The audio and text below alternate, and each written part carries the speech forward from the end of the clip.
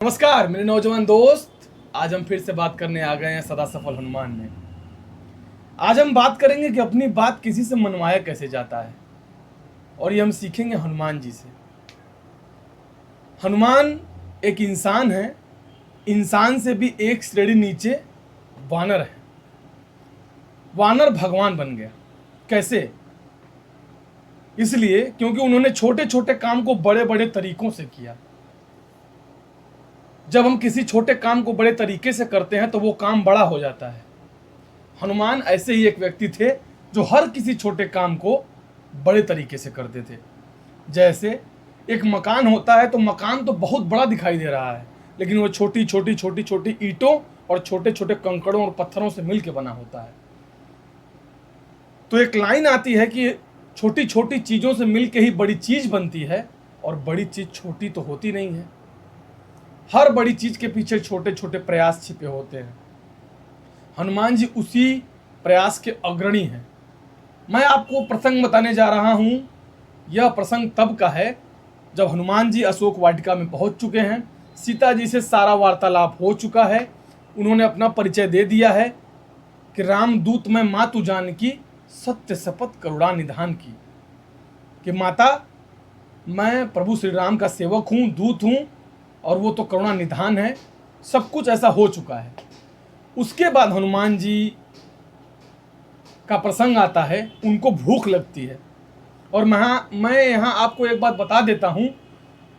तुलसीदास जी बहुत बड़े मनोवैज्ञानिक थे, ये बात मैं पहले बता चुका हूँ। बहुत बड़े मनोवैज्ञानिक।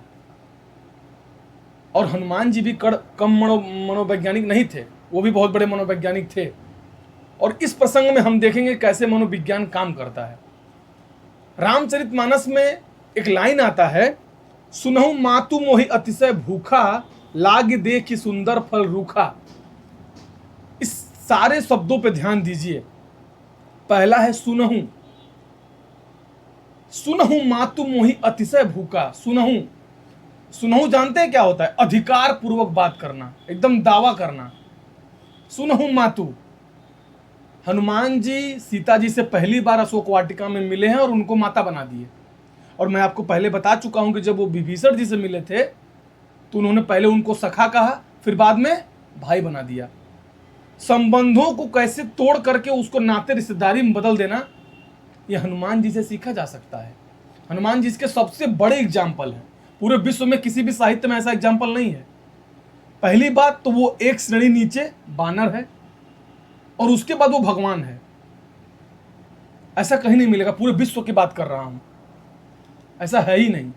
तो पहले शब्द पे मैं आता हूं, सुनहु। दावा करना। सुनहु मातु। जैसे एक छोटा बच्चा अपने मां से दावा करता है कि हमको भूख लगा है, हमको खाना खिला दो, चाहे हमको दूध पीना है, तो पीता है। अगर मां बैठी है किसी अपने किचन में, चाहे कहीं भी बैठी है, अगर बच्चा झपट के उसका ब्लाउज फाड़ के भी दूध पिएगा तो माँ कुछ नहीं बोलेगी। जायदा हमारा बचवा दूध पिया था तो कहा पिएगा, कुछ बोलेगी ही नहीं, क्योंकि माँ बहुत बड़ी चीज होती है। तो इसीलिए उन्होंने कहा है, सुनहु मातु मोहि अतिशय भूखा। माता कह दिया। मोहि मतलब मुझे, अतिशय भूखा। भूख नहीं लगा है, अतिशय, बहुत ज्यादा भूख लगा है। अब आप ये बताइए कि क्या सीता जी हनुमान जी को खाना खाने से, फल तोड़ के खाने से मना कर देंगी? ऐसा हो ही नहीं सकता कि वो मना कर दें। संबंधों की आइस ब्रेकिंग किसको कहते हैं, यह हनुमान जी से सीखा जा सकता है। और कोई देवता पूरे विश्व के साहित्य में नहीं है। लाग देखी सुंदर फल रूखा। जो सुंदर सुंदर फल लगे हुए हैं उसको देख करके हनुमान जी के मन में भूख लग गई। जबकि सीता जी के पास फल रखा हुआ था। उन्होंने नहीं कहा कि मुझे यही वाला फल दे दो, वो नहीं बोले। वो बोले कि मुझे वो वाला फल चाहिए जो पेड़ में लगे हुए हैं। क्योंकि उसके बाद आपको पता है कि हनुमान जी क्या क्या करते हैं। सारे सुंदर अशोक वाटिका को उजाड़ के फेंक देते हैं। ये हनुमान जी हैं। जब हमको, अब बताइए, ये बात सीता जी टाल सकती हैं? नहीं टाल सकती हैं। हो ही नहीं सकता कि ये बात सीता जी टाल दें। अपनी बात किसी के सामने इस तरीके से रखना कि वो टाल ही ना पाए, टालने से पहले 10 बार सोच विचार करे, ऐसा सिर्फ हनुमान जी के पास हो सकता है। और यही चीज हमको, हमारे देश को, हमारे समाज को भारतवर्ष को जरूरत है, जब हमको जनप्रतिनिधियों से अपनी बात मनवानी हो तो हम अपनी बात इस प्रकार रखें ताकि वो हमारी बात को काट ना सकें। और इसके लिए जन जागरूकता जरूरी है। सिर्फ हनुमान जी का 1% हमारे अंदर आ जाए तो सारी सरकार व्यवस्थाएं, सारे प्रशासन हमारी बात मानने के लिए बाध्य हो जाएगा। हम विश्व से कोई बात अपना मनवाना चाहते हैं तो उस बात को इस तरीके से रखें ताकि वो काटने के लिए सोच भी ना पाए। जैसे हनुमान जी की बात सीता जी काट ही नहीं सकती, हनुमान जी ने संबंधों के नाते को जोड़ करके ऐसा शब्द कहा है। आज हमारा भारतवर्ष अगर अपने देश की हित की भलाई चाहता है तो हनुमान जी के इस गुण को हमको अपनाना होगा। किसी बात को कैसे हम मनवाएं, ये प्रसंग बताता है कि हमको ये सीखना चाहिए अपने जीवन में। और आप ये बताइए कि जब सीता जी से पहली बार हनुमान जी मिले तो क्या सीता जी उनकी माता थी कि पिताजी उनके राम थे? राम जी तो पिता उनके नहीं थे, सीता जी तो माता नहीं थी। लेकिन जब आप राम काज के लिए निकले हों, किसी का कल्याण करने के लिए निकले हों, तो आप ऐसी बातें करेंगे और आपको करना भी चाहिए। हनुमान जी से हम किसी भी बात को मनवाने के लिए ऐसा प्रयास कर सकते हैं।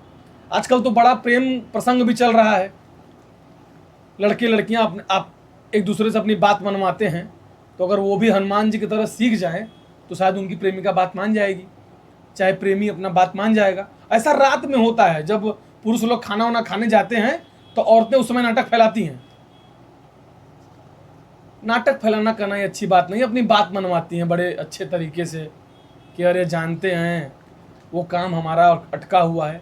जैसे हनुमान जी वाला गुण तो उनमें है, वो ऐसा काम करती हैं। लेकिन समाज के लिए, हमारे राजनीति के लिए, हमारे धर्म के लिए, हमारे नैतिकता के लिए, हमारे किसी भी व्यवस्था के लिए, प्रशासन के लिए, भौगोलिक व्यवस्थाओं के लिए, ये हमको हनुमान जी से इस तत्व को सीखना जरूरी है। और हम इसको सीखेंगे। आने वाले बहुत सारे एपिसोड में अलग अलग तत्वों की चर्चा की जाएगी। आज के लिए बहुत बहुत धन्यवाद आप सभी का। आप मेरे चैनल ग्लोबल आशु को सब्सक्राइब करिए, शेयर करिए। आप सभी का बहुत बहुत धन्यवाद। जय श्री राम, जय हनुमान।